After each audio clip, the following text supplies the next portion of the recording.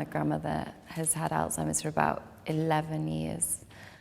We were very close, Nans and I. We still are, you know, in the way that we are now. It's different, but she taught me how to sing. She got me interested in poetry.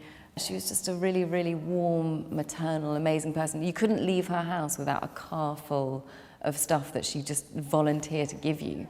We used to bake together. We used to make this amazing cherry cake, cherry almond cake, which I've just got the recipe for after years of searching for it. Yeah, we just had amazing times together. And then when we started noticing that she had symptoms, you know, obviously things changed a little bit, and we had to find a new way of dealing with things.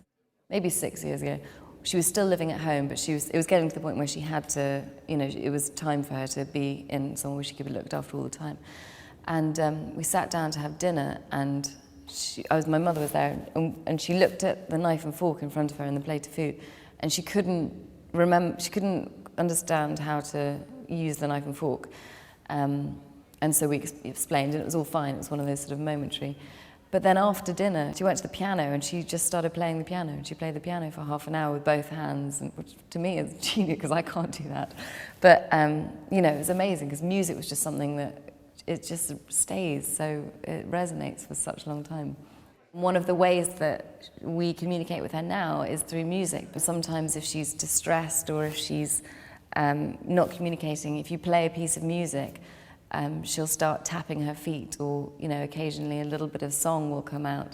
So now I make her mixtapes, and I sort of judge it by, you know, I'll make a sort of mixed CD, and I judge those people on the CD by whether she approves them or not. But she loves sort of male voice choirs and opera singers, and she really, you can see her just relaxing, and so it's a lovely way to see her. Today she's not really, she doesn't recognize anyone, she's not communicative. You know, she's different from time to time. Sometimes she's very quiet and she just sleeps. Sometimes she makes a lot of noise. Sometimes there's an amazing moment where you see exactly who she was, or, you know, exactly who she is inside. You know, there was obviously a period of time that was very difficult, not least for Nans, you know, when she was experiencing the confusion and understanding that, and self-awareness that she was sort of forgetting things and becoming forgetful.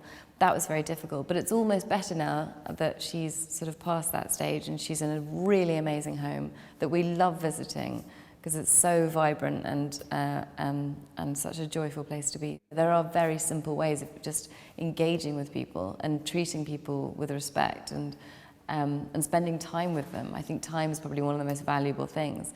You know, I only had experience of Nans and of how she went through it. And you meet people, it's just so different from person to person. It really is an individual thing. And you know, that's really a reminder of how unique everyone is and how, you know, important it is to respect each person. This is something that's really a painful thing for families and really, really hurts people. It causes this great amount of stress and sadness and anxiety and grief, and it's just not given the attention that it needs. I think people think that it's just sort of a part of being old. So I think, you know, when people can understand it as an illness and that it needs to be researched and there needs to be prevention and there needs to be cure, then we can start tackling it seriously.